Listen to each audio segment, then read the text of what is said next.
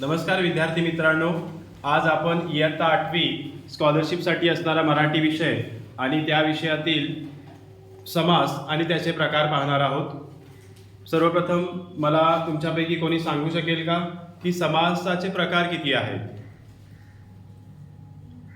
कोणी सांगू शकते? हा सांग। अव्ययभावी समास, तत्पुरुष समास, द्वंद्व समास आणि बहुव्रीही समास। छान। असे एकूण किती प्रकार आपल्याला आज पाहायचे आहेत? चार प्रकार। पहिला प्रकार कोणता आहे? अव्ययीभाव समास। अव्ययीभाव समास।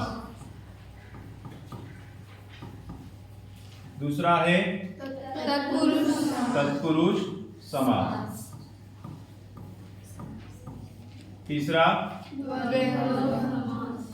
द्वंद्व समास। आणि चौथा बहुव्रीही समास। असे एकूण आपल्याला चार प्रकार पाहायचे आहेत। पुन्हा त्याचे जे उपप्रकार असतील ते सुद्धा बघायचे आहेत। आता मी इथे तुम्हाला आपल्या इंटरॅक्टिव्ह पॅनलवर लिहिलेलं दिसतंय, राम आणि लक्ष्मण प्रत्येक दिवशी विद्येच्या आलयात जातात व अभ्यास करतात। संध्याकाळी ते क्रीडेसाठी असलेल्या अंगणात खेळतात। सोमवारी ज्याचा कंठ निळा आहे त्या देवाची प्रार्थना करतात। असं लिहिलेलं दिसतंय तुम्हाला। तर इथं बघा, राम आणि लक्ष्मण असा शब्द लिहिलाय, वेगवेगळे लिहिले। विद्येच्या आलयात म्हणजे तुम्हाला हे वाक्य वाचताना थोडंसं वेगळं वाटलं की नाही? वाटलं ना? बघा, हे दोन शब्द वेगळे केले। विद्येच्या आलयात असं काहीतरी वेगळे वाटले दोन शब्द। क्रीडेसाठी असलेल्या असं काहीतरी वेगळं वाटतंय। ज्याचा कंठ निळा असाही आहे, म्हणजे असे तीन शब्द आहेत। त्या देवाची प्रार्थना करतात। मग हे वाक्य तुम्हाला परिपूर्ण वाटतंय का? हे वाक्य तुम्हाला परिपूर्ण वाटतंय का? म्हणजे परफेक्ट लिहिलं गेलेलं आहे असं वाटतंय? नाही। मग कसं करता येईल आपल्याला? राम लक्ष्मण प्रत्येक दिवशी विद्येच्या आलयात आहे, तिथं काय होईल? विद्यालयात जातात, बरोबर? मग प्रत्येक दिवशीसाठी पण आपल्याला इथं करता येतंय, म्हणजे दोन सेपरेट शब्द घेतलेले आहेत, त्याचा एक शब्द करता येतोय। राम आणि लक्ष्मण दर दिवशी विद्यालयात जातात व अभ्यास करतात, बरोबर? संध्याकाळी ते क्रीडेसाठी असलेल्या अंगणात खेळतात असं दिलंय। तिथं काय करता येईल आपल्याला? संध्याकाळी ते क्रीडांगणात खेळतात। कुठे खेळतात? क्रीडांगणात खेळतात। सोमवारी ज्याचा कंठ निळा आहे त्या देवाची प्रार्थना करतात। मग सोमवारी ज्याचा कंठ निळा म्हणजे कोण? निळकंठ, हे की नाही? म्हणजे निळकंठाची देवाची पण तिथं घ्यायची गरज आहे का? नाही। तर निळकंठाची प्रार्थना करतात। सोमवारी निळकंठाची प्रार्थना करतात। मग यावरून आपल्याला कसं वाक्य तयार होईल बघा?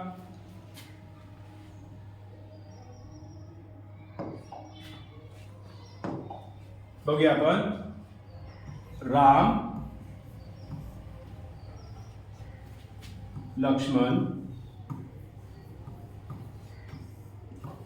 दररोज विद्यालयात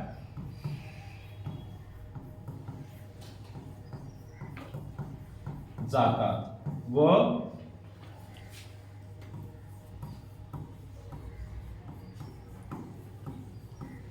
अभ्यास करतात। त्यानंतर पुढचं वाक्य कसं होईल? संध्याकाळी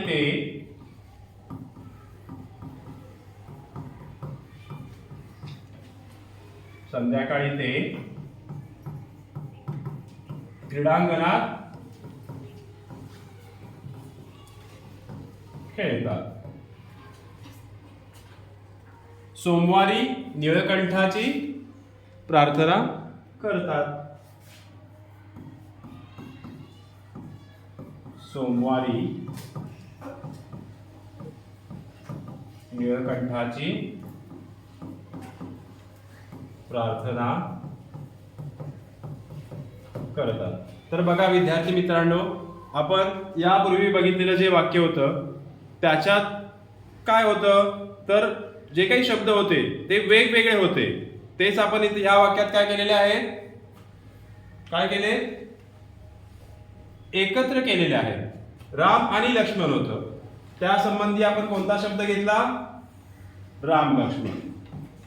बघा मी त्यातले शब्द इथं निवडून पुन्हा लिहितोय, राम लक्ष्मण. त्यानंतर दररोज, दर दिवशी होतं, त्याचं आपण काय केलं, दररोज. त्यानंतर विद्येच्या आलयात असं होतं, त्यासाठी आपण काय शब्द घेतला, विद्यालयात. म्हणजे तिसरा घेतलाय आपण विद्यालय. नंतर क्रीडेसाठी असणाऱ्या अंगणात, क्रीडेसाठी असलेल्या अंगणात म्हणजेच काय झालं, क्रीडांगण.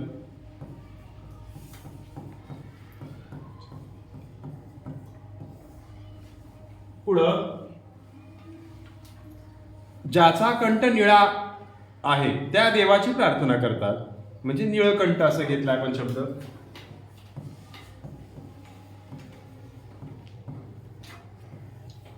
येते लक्षात. तर इथं जे शब्द आपण जे सेपरेट होते म्हणजे वेगवेगळे होते त्यांच्यासाठी एक शब्द घेतला, कळतंय. तर असे जे शब्द घेतलेले आहेत आपण, राम लक्ष्मण, दररोज, विद्यालय, क्रीडांगण आणि निळकंठ, हे जे 5 शब्द आहेत या शब्दांना आपण सामासिक शब्द असे म्हणतो. कोणते शब्द म्हणतो, सामासिक शब्द.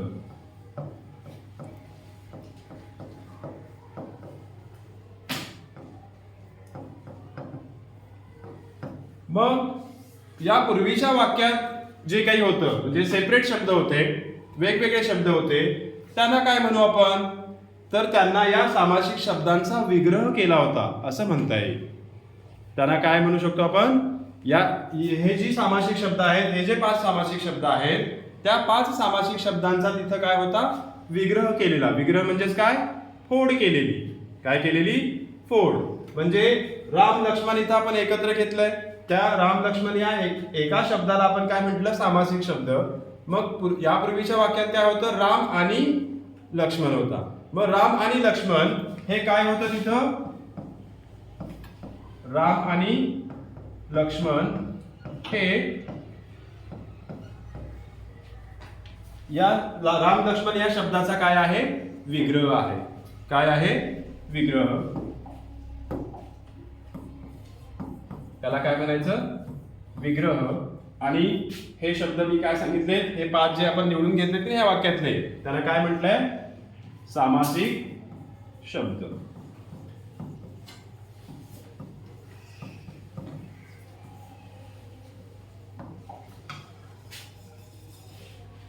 कळतंय. त्यानंतर दुसरा बघूयात सामासिक शब्द, दररोज. त्यासाठी यापूर्वीच्या वाक्यात आपण काय वापरलेलं, दर दिवशी, है की नाही.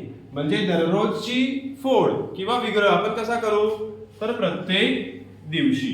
काय करता येईल, प्रत्येक दिवशी.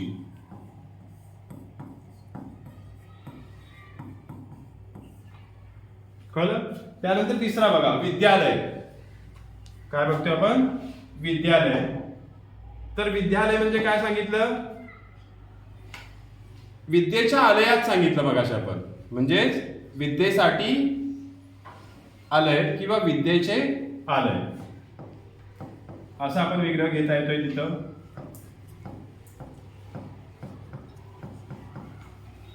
त्यानंतर क्रीडांगण, याचा विग्रह कसा करू आपण, यापूर्वीच्या वाक्यात बघितलं आपण, क्रीडेसाठी अंगण.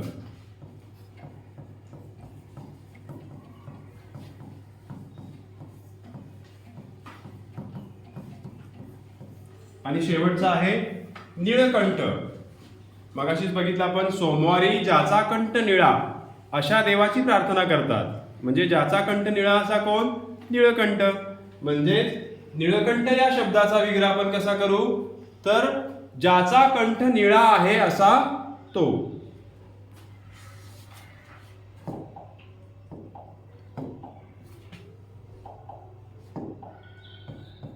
ज्याचा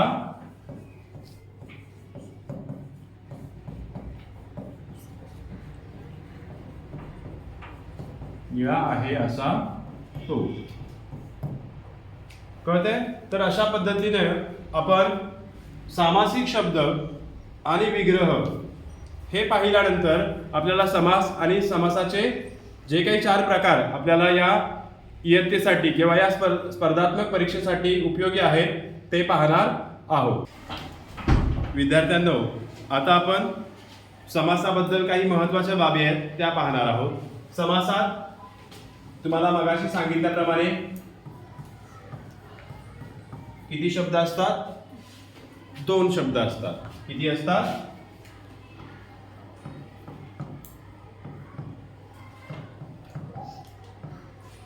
आता ह्या शब्दांनाच आपण समासात काय म्हणतो?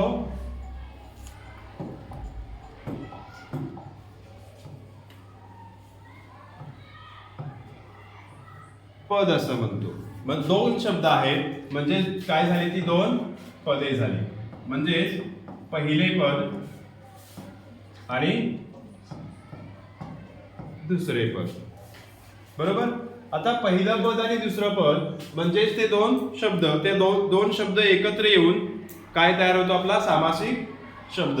मग पहिलं पद म्हणजे काय असतं? म्हणजे पहिला शब्द, तर तो प्रधान असतो. कसा असतो?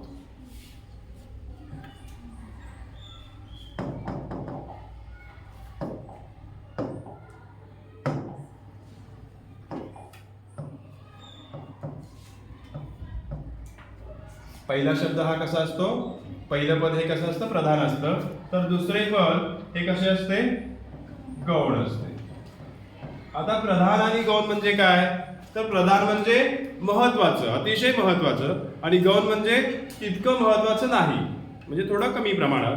मग त्यासाठी आपल्याला 2 चिन्ह देता येते. म्हणजे आपल्याला आपल्या माहितीसाठी किंवा जे आपले 4 प्रकार आहेत, अव्ययीभाव समास, तत्पुरुष समास, द्वंद्व समास आणि बहुव्रीही समास, ते आपल्याला पटकन ओळखता यावेत किंवा त्यातलं पहिलं पद आणि दुसरं पद कोणतं किंवा 2 शब्द कोणते आहेत, त्यातून कोणता सामासिक शब्द तयार होतो हे आपल्याला चटकन लक्षात येण्यासाठी आपण त्यांना सूत्ररूपी 2 चिन्ह देऊया, प्लस आणि मायनस. म्हणजे प्रधान म्हणजे प्लस केलं म्हणजे महत्वाचं, गौण म्हणजे मायनस म्हणजे वजा, म्हणजे तेवढं महत्वाचं नाहीये. आणि त्यानंतर आपण त्या सूत्रानुसार आपण ते 4ही प्रकार कसे लक्षात ठेवायचे हे बघूयात.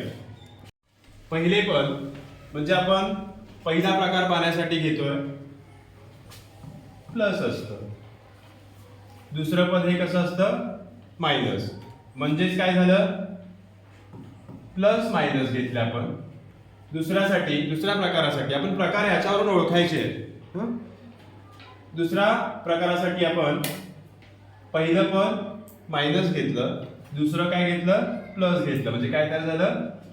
Minus plus. तिसरं आहे पहिलं पद ही प्लस आणि दुसरं पद ही प्लस, म्हणजेच काय झाले?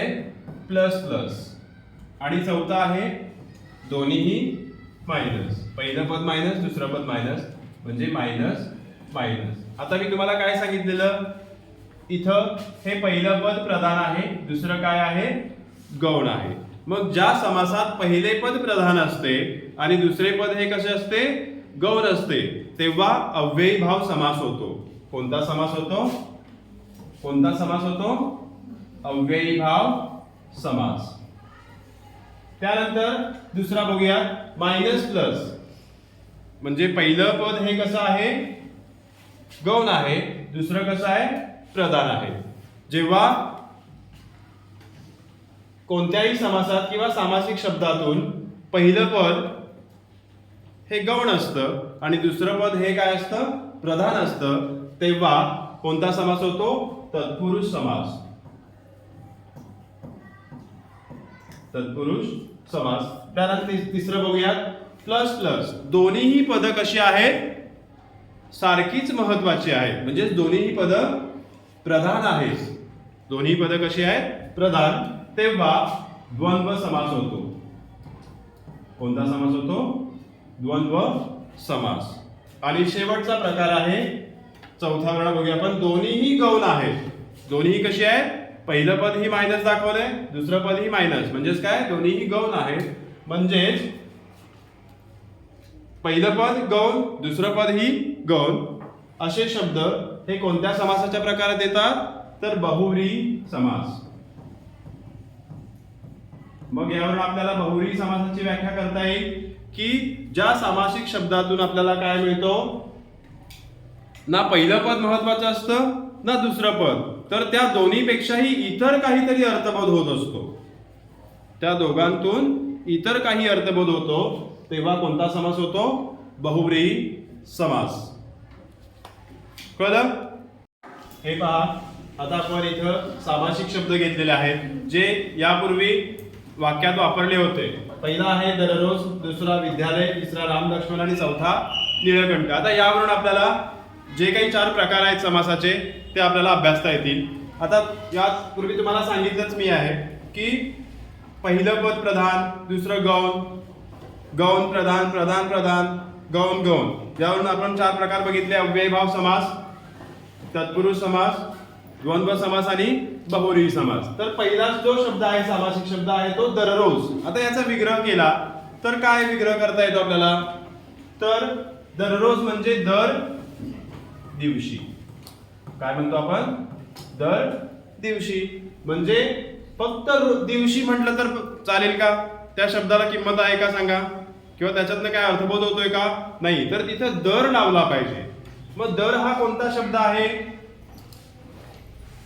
पहिला आहे ना. हे 2 शब्दांची फोड म्हणजेच हा सामासिक शब्द ना, बरोबर की नाही? मग ह्या सामासिक शब्दाची फोड केल्यावर, विग्रह केल्यावर 2 शब्द मिळाले. दर दिवशी, त्यातला दर हा पहिलं पद आहे आणि दिवशी हे दुसरं पद आहे. म्हणजे इथं दर या शब्दाला महत्व आहे. म्हणजे तो कोणता होता? पहिलं पद प्रधान आणि दुसरं काय होतं? गौण होतं. म्हणजे कोणता प्रकार सांगू शकतो आपण? अव्ययीभाव समास. कोणता? अव्ययीभाव समासाचं उदाहरण. त्यानंतर दुसरा बघा, विद्यालय. कोणता आहे? विद्यालय. तर विद्यालयाचा विग्रह कसा करू आपण? विद्येसाठी आलय किंवा विद्येचे आलय. आता इथे आपण घेतला विद्येचे आलय, किंवा इथे आपण काय करता येतंय? विद्येसाठी आलय असंही घेता येतंय. मग विद्येचे पण काय? विद्येचे पण काय? तर आलय. बरोबर? विद्येचे आलय किंवा विद्येसाठी आलय. इथेही 2 शब्द तयार केले आपण. एक विद्येसाठी आणि दुसरा आलय. मग ह्यातला विद्येसाठी फक्त शब्द घेतला तर त्यातून काही अर्थबोध होतोय? नाही. पण आलय या शब्दाला तिथं महत्व आहे. म्हणजे दुसरं पद महत्वाचं आहे. काय महत्वाचं आहे? दुसरं पद. पहिलं पद काय होतं? गौण होतं. म्हणजेच काय करतो आपण? Minus plus. मग मायनस प्लस साठी आपण काय लक्षात ठेवलंय? म्हणजे कोणताच प्रकार येतो मायनस प्लस म्हणजे? तर तत्पुरुष समास. बरोबर आहे, तत्पुरुष समास. कळतंय? त्यानंतर तिसरं उदाहरण आहे राम लक्ष्मण. काय आहे? राम लक्ष्मण. आता या सामासिक शब्दाचा विग्रह केल्यानंतर आपल्याला काय विग्रह मिळतो? तर राम आणि लक्ष्मण. राम आणि लक्ष्मण. आता इथे बघा, आणि या शब्दाने 2 शब्द ते जोडले. म्हणजे हे पहिलं पद आणि हे दुसरं पद. राम हे पहिलं पद, लक्ष्मण हे कोणतं होतं? दुसरं पद. आता राम आणि डॅश, काय महत्व आहे का त्याला? नाही. किंवा डॅश आणि लक्ष्मण महत्व आहे का? काय नाही. तर राम आणि लक्ष्मण हे दोन्हीही पद काय आहेत तिथं? महत्वाची आहेत. म्हणजे दोन्हीही पद काय आली तिथं? प्रधान. म्हणून त्याच्यावरूनच हा राम लक्ष्मण शब्द तयार झाला ना. म्हणजे दोन्हीही पद प्रधान असतात, म्हणजे प्लस प्लस असतात. तेव्हा कोणता समास सांगितला मी? द्वंद्व समास. कोणता समास सांगितला? द्वंद्व समास. कळतंय? त्यानंतर चौथा प्रकार बघायचा आहे. त्यासाठी आपण उदाहरण घेतलेलं निळकंठ. काय घेतलंय? निळकंठ. आता निळकंठ याचा विग्रह करताना कसा करू शकतो आपण?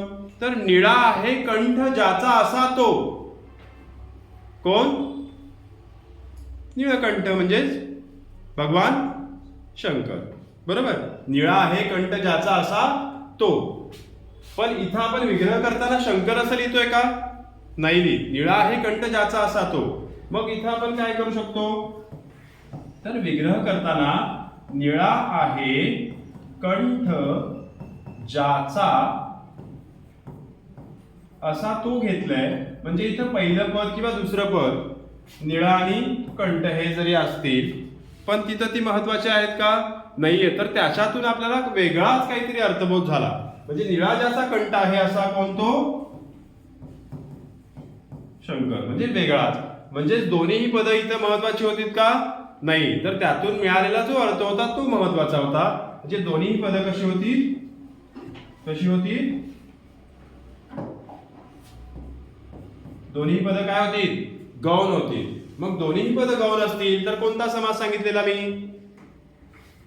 शेवटचा प्रकार कोणता? बहुव्रीही समास. कोणता समास? बहुव्रीही समास. येते लक्षात?